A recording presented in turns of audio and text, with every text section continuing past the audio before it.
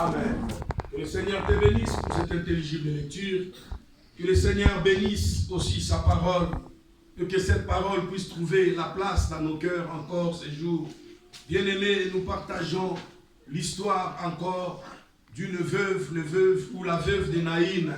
Cette veuve qui avait perdu, bien-aimé, son fils unique. Amen. Ici, nous voyons deux cortèges qui se croisent. Le premier cortège plutôt sortait de Naïn. À la tête de ce cortège, il y avait une femme.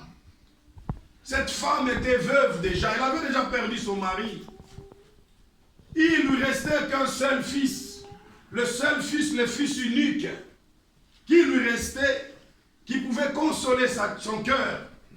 Et cette femme, en sortant de la ville, ils allaient avec son cortège. Bien aimé, à cette époque, on pouvait louer les pleureurs.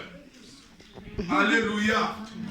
On pouvait louer les pleureurs, c'est-à-dire, tu donnes l'argent, les gens ils viennent, je ne sais pas où, ils vont chercher des larmes. Ne connaissant même pas les morts, ils vont commencer à chanter Otiki Bisoin, Tango Zalaki, Tozalaki Malam, Woyebelaki Ewapi. Ils ont commencé à pleurer parce qu'on les a payés. Il faut les faire bien aimer.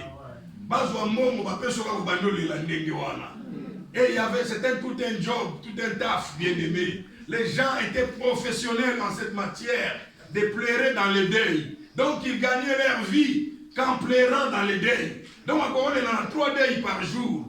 Aya ou aleli bapesi mbongo. Ba invité na matanga mususu akesu bapesi ye. Ayebi mutu amote abandi kolela. La manière même dont il pleurait, il faisait pleurer maintenant les autres. Pour vous dire qu'il y a des faux chagrins dans le cœur des hommes. Ah oui. Amen. Donc il ne faut pas inciter yo. Il ne faut pas toucher Moutemana yo pour yo olela. Et ce cortège était en proie aux pleurs. Les gens pleuraient.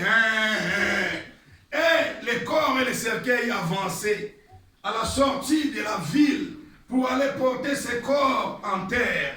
Alléluia. Ainsi, de l'autre côté, c'était Jésus-Christ de Nazareth.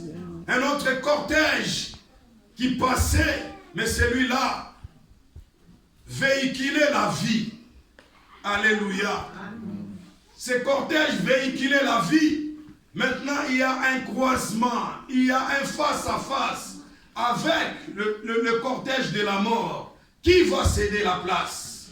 Qui va gagner? Il faut savoir que c'était le jour d'après où Jésus-Christ venait de guérir le serviteur d'un centurion. C'est ce centurion romain qui a dit à Jésus-Christ que je ne suis pas digne de te recevoir chez moi. Dis seulement un mot, un seul mot, et mon serviteur sera guéri. Alléluia. Ainsi, Jésus-Christ a regardé ces centeniers. Il a dit, je n'ai jamais trouvé une foi pareille en Israël. Alléluia. Amen. Je n'ai jamais trouvé une foi pareille en Israël. Je me souviens encore avec la veuve syrophénicienne qui avait une fille tourmentée par les démons. Celle dont les disciples dira à leur maître, renvoie-la. Elle ne fait pas partie des brebis d'Israël.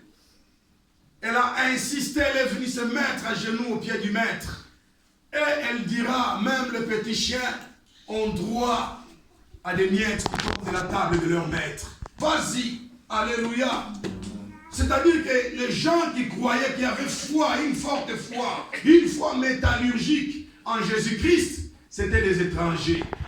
Alléluia. Amen.